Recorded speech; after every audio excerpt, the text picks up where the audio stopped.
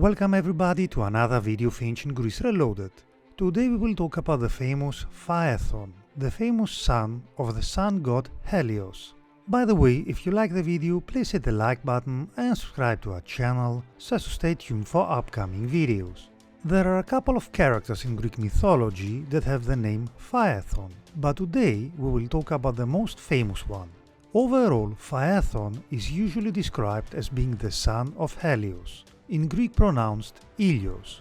In some other accounts, like Hesiod, Helios is his grandfather. Hence, depending on the source, the general trends of Phaethon's parentage are A. Being the son of the Oceanid Clymene and the sun god Helios. B. Being a son of Clymenos and the Oceanid Merope. Consequently, Helios is his grandfather. C. Being the son of Eous, the goddess of the dawn, whom she had by her lover Cephalos, an Athenian prince. In this case, Helios is his uncle. And D. Being the son of Helios and a mortal woman called Clymene. In regards to his story, there are multiple sources that talk about it, a story told many times by ancient Greek and Roman writers, and there are many variations, always depending on the source. Today, the most famous version of the Phaethon's myth comes from Ovid's Metamorphoses. Consequently, in this video, we will keep as our main axis the one from Ovid's Metamorphoses, and will also try to incorporate the additional points of the other sources. According to the Greek mythology, Phaethon, whose name means shining, was the son of the sun god Helios and the Oceanid Clymene. However, he was living only with his mother, as his father had a difficult task to perform. He was responsible to drive the host chariot with the sun, from the one side of the earth to the other, during daytime. As a young man, Phaethon was living in the court of King Merops. Merops had adopted Phaethon, for Phaethon was the son of Merops' wife, the Oceanid Clymene. Not being the true son of Merops is something that Phaethon is teased about, but in truth, there is nothing for Phaethon to be embarrassed about, for the true father of Phaethon is the Greek sun god Helios. Despite learning the truth about his parentage from his mother, Phaethon still seeks further affirmation, and so the young man sets out for Helios' palace, where he finds the sun god. When he reached the palace of Helios, he was astonished at its magnificence and luxury. His eyes were almost blinded by the dazzle of the light all around him. The palace was supported by massive columns adorned with glittering gold and precious stones, while the ceilings and doors were made with polished ivory and silver. Phaethon watched with awe the exquisite representation of the earth, the sea and the sky on the walls of the palace. Helios, overjoyed to finally meeting his son, he swears on the river Styx that he will give anything that his son wants as proof of his parentage. It proved to be a rash promise, for swearing on the Styx formed an unbreakable promise, and when Phaethon asked for the unthinkable, Helios was left with no option but to agree. The unthinkable request of Phaethon was that the young man wished to drive Helios' chariot across the sky for one day. Helios cannot break his word, but nevertheless, the sun god tries to talk Phaethon out of the endeavor, and Helios points out that driving the sun chariot is something that not even Zeus would consider doing easily. Despite the pleadings of Helios though, Phaethon is unmoved in his desire to drive the chariot. The four horses of Helios, Aethon, Eous, Phlegon and Pyrois, are then harnessed up, and with night dismissed, Phaethon sets off on Helios' chariot.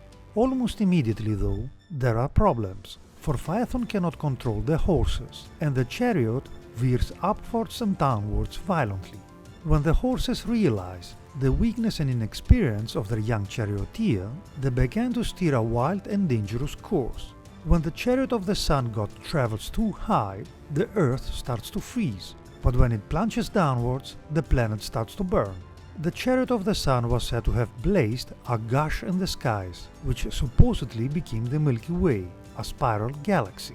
Then, the uncontrollable chariot with the sun began to steer a course which was too low, hitting the earth and unleashing immense destruction, including the scorching of the earth, burning the vegetation, bringing the blood of the Ethiopians to the surface of the skin and so turning it black, changing much of Africa into a desert, drying up rivers and lakes and shrinking the sea.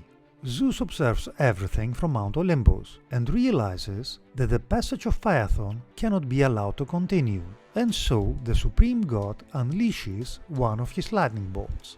The bolt of lightning strikes Phaethon, and the lifeless body of the son of Helios plunges to earth and falls into the Eriadanos river.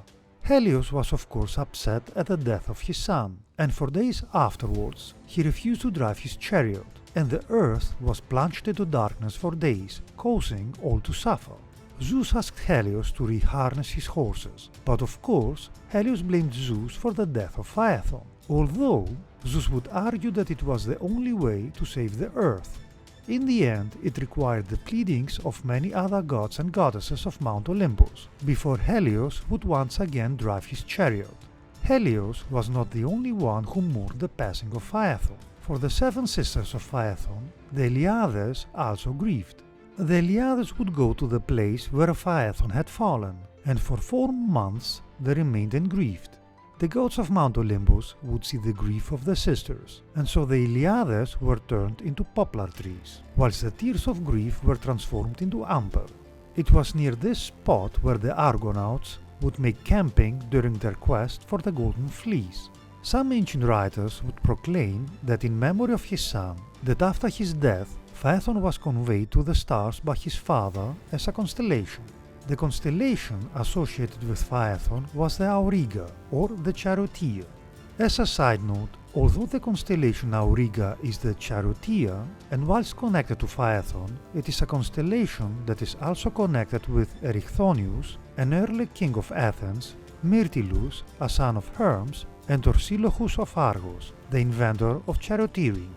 Let us finish with the following saying: yes, that too is sad, to have to join company with fools. Euripides.